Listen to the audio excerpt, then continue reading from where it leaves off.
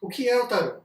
Toda vez que eu me apresento para alguém, para um grupo de pessoas falando que eu sou tarólogo, ou que alguém me apresenta e fala, esse é o João e ele é tarólogo, as pessoas que nunca ouviram, não conhecem, me perguntam, o que é isso? O que é o tarô?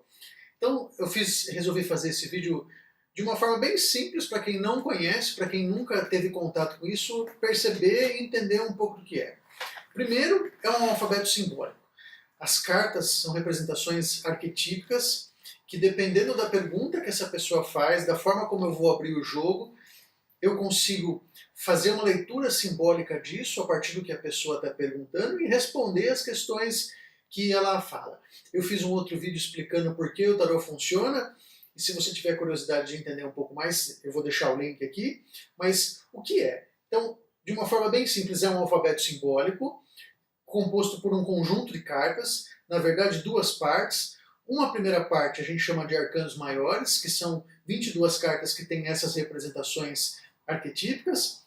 As mais comuns talvez sejam a carta do louco, da torre, da morte, do carro. São figuras que de alguma forma sempre a gente, quando ouve ou vê alguma coisa de tarô, essas cartas aparecem. E os arcanos menores, que são muito parecidos com o baralho comum. Um conjunto de 56 cartas, onde estão os naipes também de paus, espadas, copas e ouros. E o conjunto desses dois grupos de cartas me possibilita responder às questões que o consulente tem. Sejam amorosas, sejam financeiras, sejam questões de trabalho, mas é um alfabeto simbólico. Eu acho que a melhor forma de tentar explicar o tarô é isso. Eu trabalho com o tarô numa linha muito divinatória, muito de orientação, muito mais preocupado com que a pessoa que está se consultando consiga entender o presente dela, quais são as possibilidades que o destino ou o livre-arbítrio dela está trazendo para que ela consiga enxergar e consiga fazer essas escolhas de forma mais coerente, mais pensada, ouvindo o seu coração e a sua intuição, do que só uma adivinhação de futuro, que é uma outra linha de tarô. É lógico que numa consulta a gente acaba falando de previsão também, mas tem outros profissionais que trabalham só com essa coisa da previsão de futuro.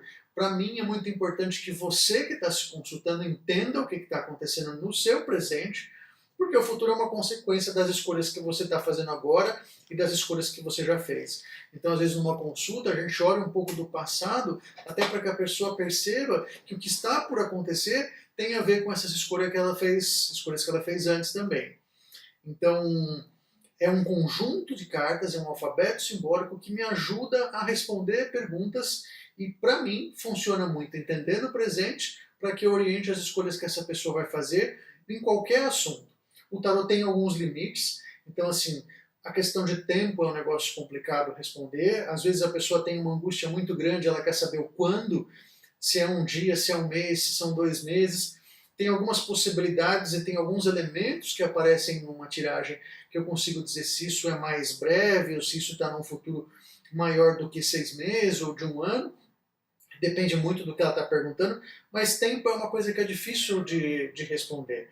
Mas de uma forma geral, quando a gente fala de coisas que estão por acontecer, de escolhas que essa pessoa vai ter, de possibilidades que o destino vai trazer para ela, eu consigo responder isso de uma forma muito clara aqui.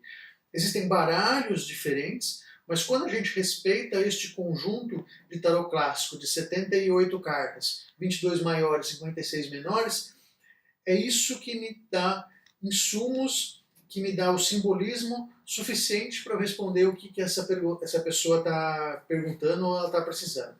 Eu acho que essa é uma forma simples de tentar explicar o que é. O para quê e o como funciona, isso é um assunto para um outro vídeo.